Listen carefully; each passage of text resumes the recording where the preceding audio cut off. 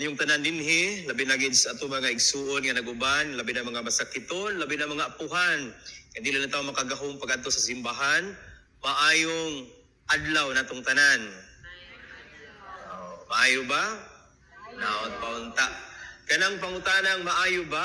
Mag-agad gyud na sa atong disposisyon.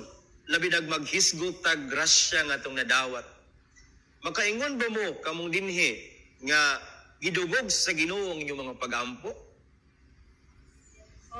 Labi nag mga itag grasya, mga itag kwarta, makaingon man ta nga gihatag niyang tanan atong ipangayo?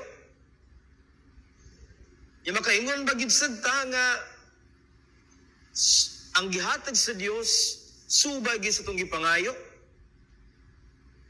Nabay uban mo ingon, tagae kog bana Ginoo, tall, dark and handsome. Pero ang niabot, dark ragid tanan. Mga igsuon, yes, tinudanay, naamagitay grasyang nadawat. Apan, it's not how big, how small the gift that we have received, but it's on our attitude towards that gift that we have received. Karong Domingo ha, indot kaayong ang image nga gihatag sa Dios nato. Kabahin ini mga grasya nga atong nadawat.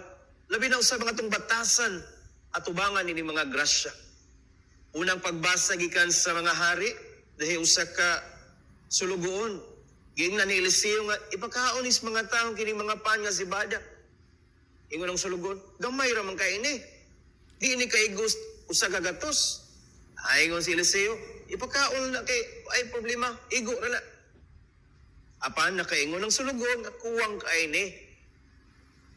Sa Ebanghelyo ni San Juan, karong Libingguha, si Felipe gingnan sa Dios nga pakanon ning mga tao nagsunod-sunod na ako.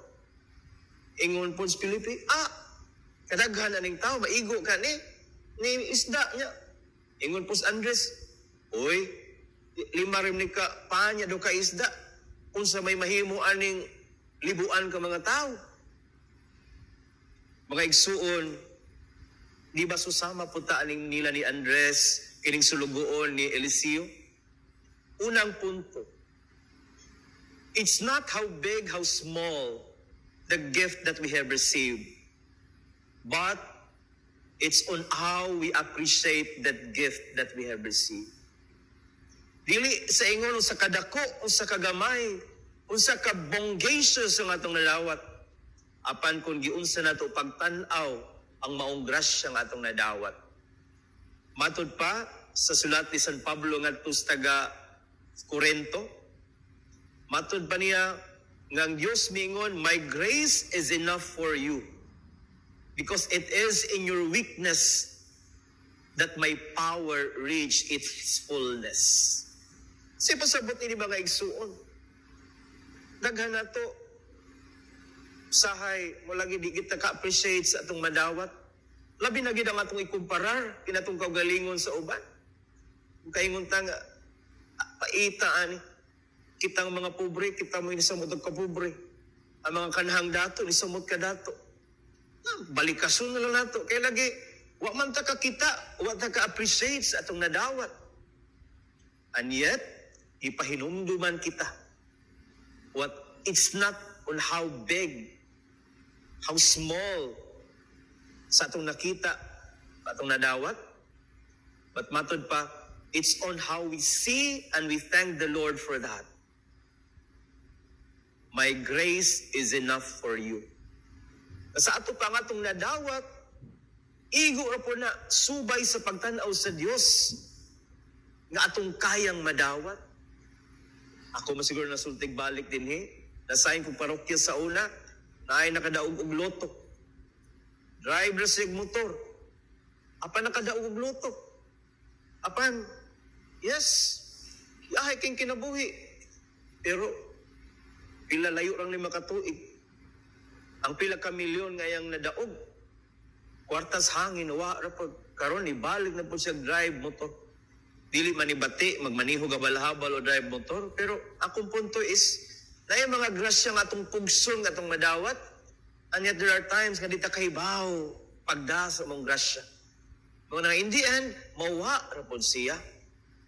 Whatever we receive is that, especially those come from the Lord, mao ginaang-angayan nato. Busang angay nato lang, pasalamatan, daygo nato siya sa maong atong nadawat.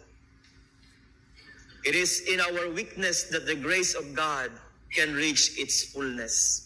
Nga bisan gani ka mo mga masakiton, grasya na nga nagsakit mo. Kaya nga naman, tungod na mo mga sakit ng inyong nadawat, nakaampo, nakasalig mo sa Ginoo. Whereas kami mga may lawas, usahay, yes, na may kwarta, na may palawas, pero at the end of the day, nakalimot nami sa pag-ampo, nakalumot nami sa Ginoo. Anyat ka mo, tungod sa inyong mga gipamati karon, duol kay mo sa Ginoo, kaya naku grasya na.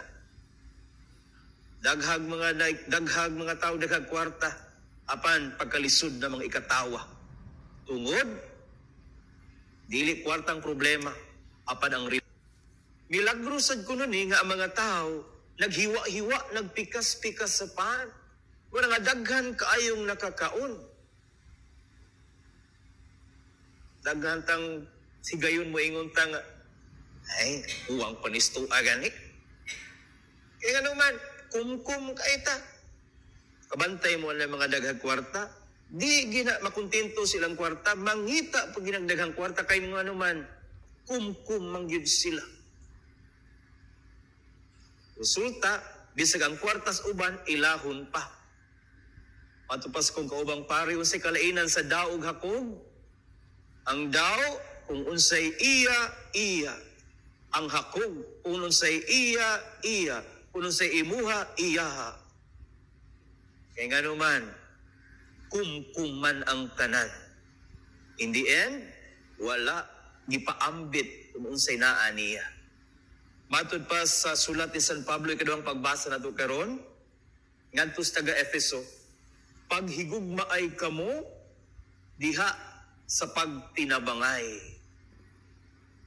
Maka-appreciate lang kita sa grasya mga igsuon, kung ato po ning ipaambit sa uban. Kabantay mo ana, nga muhatag mong sinina, muhatag mong sa bakaha, labi nag-isulob sa imong gihatagan, ingon tala, ang ngayon lagi na nimo.